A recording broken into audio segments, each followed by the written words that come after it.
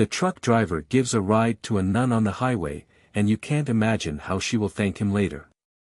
The journey was filled with uncertainties. It was impossible to know what might happen at every kilometer of the road. Before offering a ride, one must always consider the possible outcomes and whom to trust. When Roberto came across a nun hitchhiking in an unfamiliar place, his instincts pushed him forward. At first, he hesitated, but his courage eventually won. He had no idea how she would later compensate him for his generosity. Roberto was a traffic veteran, boasting over 2 decades of driving experience. Despite the hardships and joys life had thrown his way, nothing compared to the moment he was living now. The difficult situation he was facing weighed heavily on him. The truck he drove wasn't perfect, it was old, leased, and unreliable. This made securing large shipments a challenge, and the money he earned barely covered overdue bills and his family's essential needs. Driving most of the time also came with extra expenses, so Roberto had to save a significant part of his salary to handle any sudden emergencies that might arise during a trip. The struggle to maintain a stable budget was ongoing. Every day, Roberto woke up at 4 in the morning, preparing to face the highway until late at night. Many people wondered why he refused to drive at night, but Roberto never spoke about it. There was something he wanted to hide, something buried deep inside him that he didn't want to resurface. In truth, the reason for leasing his truck and his financial troubles was tied to an experience from his past, one particular night on the road he desperately wished to forget. 2 years earlier, Roberto had been through the most harrowing accident of his life. At the time, he was in a period of intense work, earning well, when an opportunity arose to transport a substantial load with a colleague. The offer was enticing, and the faster they completed the trip, the sooner they would return home to their families. When Roberto's friend agreed to a load of hay bales that exceeded the truck's safety limit, it seemed clear the vehicle was much heavier than usual. However, the issue wasn't reported. Driven by a desire to get home quickly, they decided to take a shortcut through the mountains, skipping breaks for food and rest to save precious travel hours. For 5 hours straight, Roberto and his companion alternated behind the wheel, ensuring neither of them would fall asleep or become too exhausted. But exhaustion eventually crept in that night. Roberto remembered his eyelids feeling heavy, and he even recalled dreaming while trying to maintain control of the steering wheel. The silence of the road and the stillness of the night wrapped around him, making it even harder to stay awake. After a series of brief naps at the wheel, the headlights of an oncoming truck suddenly jolted him awake, but the collision was unavoidable. At the moment of impact, the world seemed to spin uncontrollably. Roberto's clearest memory was of his companion being flung through the window. It was a devastating loss. In the aftermath of the accident, Roberto watched everything he had built collapse. The death of his friend tormented him, and the wrecked truck was beyond repair. Roberto was forced to endure a long and grueling path of physical rehabilitation and therapy to recover, both mentally and physically. Returning to the road had been a challenging process. He spent all his savings and was forced to rebuild his life after enduring countless traumas. He swore never again to cross the line of driving at night. But one morning, something strange happened, a circumstance that would turn out to be the most extraordinary event of his life. As always, Roberto woke up at 4 in the morning, started his truck, and, after finishing his morning coffee, waited patiently for the sky to brighten. He watched the first rays of sunlight peek over the horizon before heading off to the next city.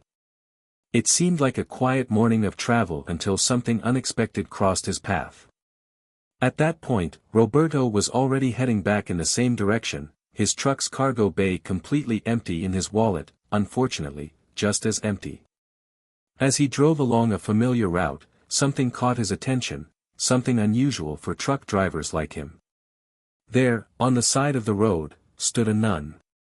At first glance, it might not have seemed odd to see a nun hitchhiking, but this particular area was known for being frequented by women who worked at night, a reputation well known among travelers.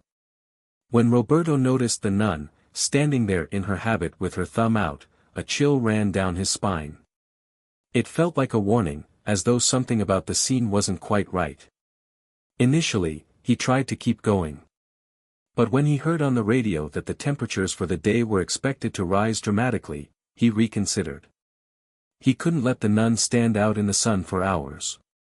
Pulling over with a mix of reluctance and curiosity, Roberto asked her nervously where she needed to go. She calmly explained that her destination was a farm about an hour away, conveniently in the same direction he was traveling.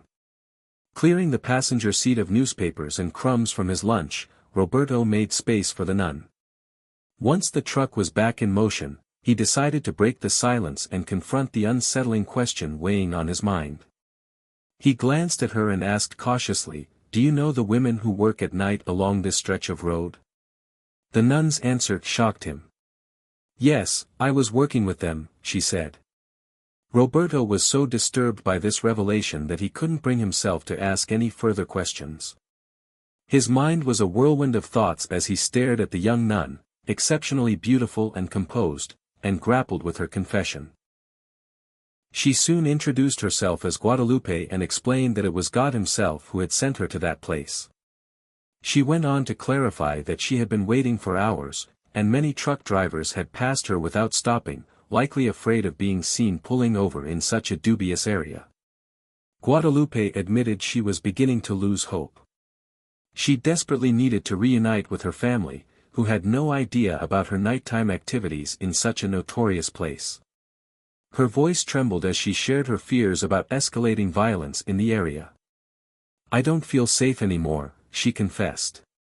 Her words struck Roberto, leaving him increasingly frustrated. How could a nun openly admit to working in a place like that? He struggled to understand, but before he could fully process her words, his attention was ripped away by a sudden and alarming sight. A group of armed men appeared in the middle of the road, forcing him to a screeching stop. It was an ambush. The masked criminals ignored Roberto's pleas, indifferent to the fact that his cargo bay was empty. They ransacked his truck, took what little he had, including his wallet, and showed no mercy, even with the nun sitting there in plain view. It was a moment of sheer terror and helplessness. As Roberto sat trembling in the aftermath, the weight of his reality bore down on him. All his hard work, every mile he had driven, now felt completely wasted. He thought of his family, of the bills that were due, the loans he had yet to repay. "They've taken everything," Roberto muttered under his breath, his voice shaking with anger and despair.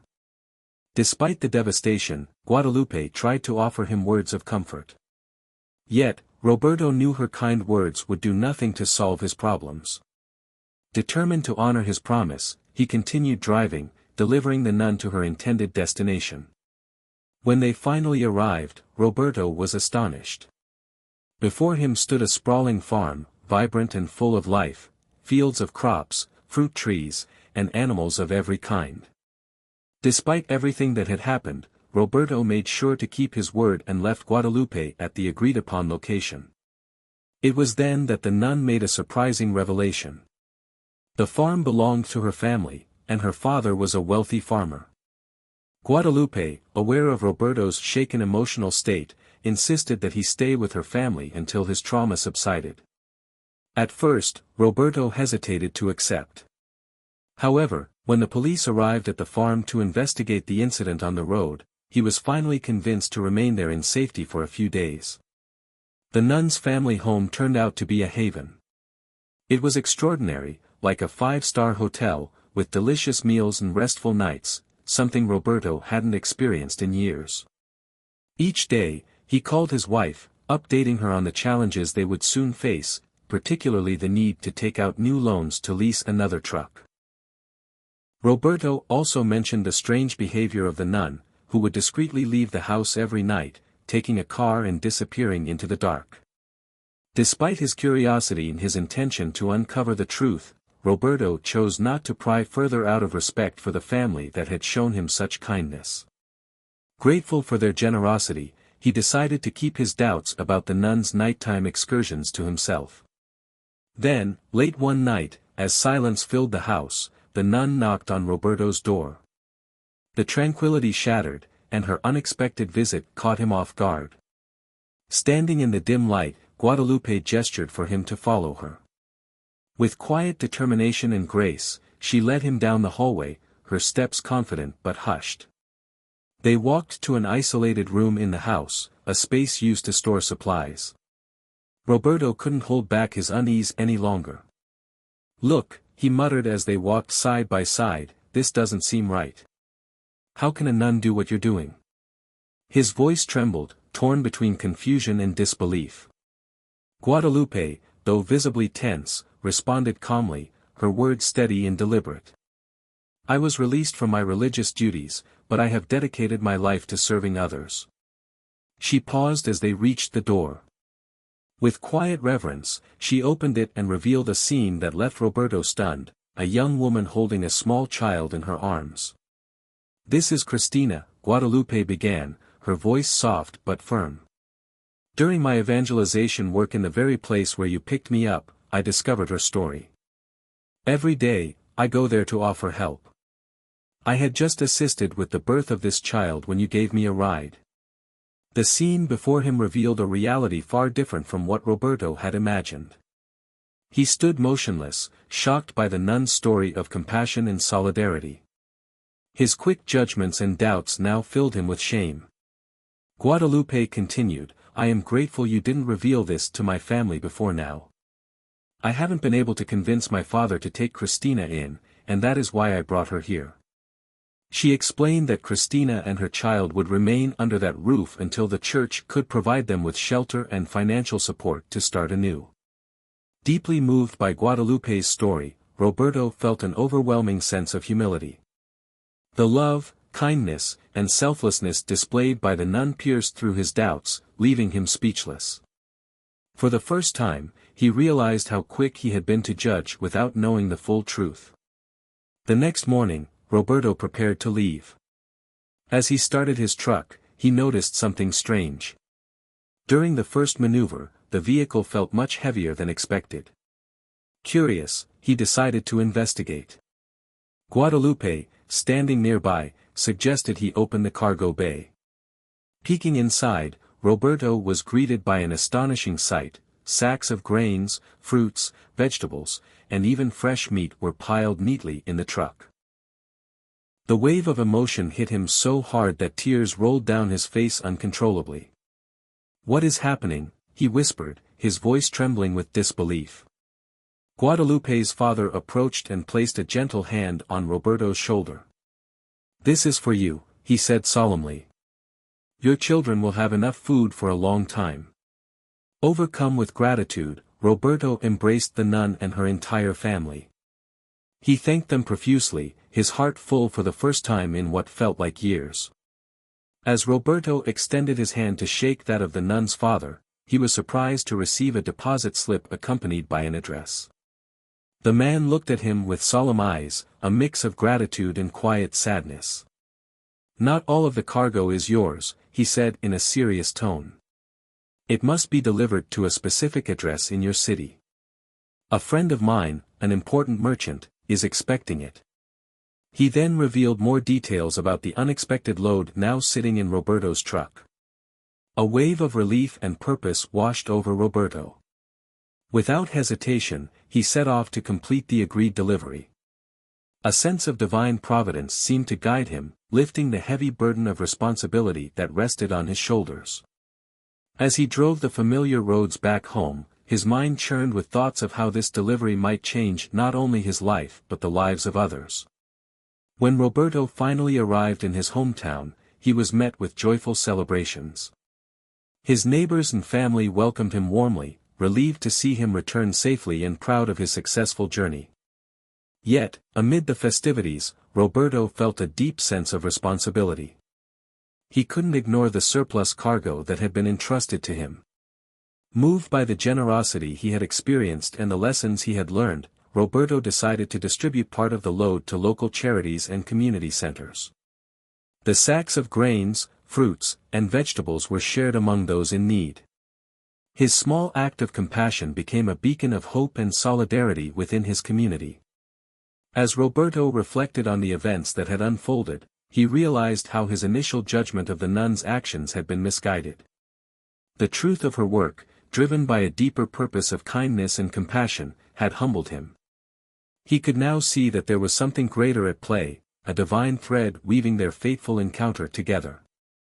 Perhaps, Roberto thought, their meeting that day had indeed been an act of divine intervention. Did you enjoy the story? Have you ever faced difficult moments in your life like Roberto? What helped you get through them? What was your anchor that saved you? Share your experience in the comments below. If you appreciated this story, please subscribe to this channel and leave a like. Remember, sometimes the smallest gestures can make the biggest difference in our lives. Thank you for listening. See you in the next video.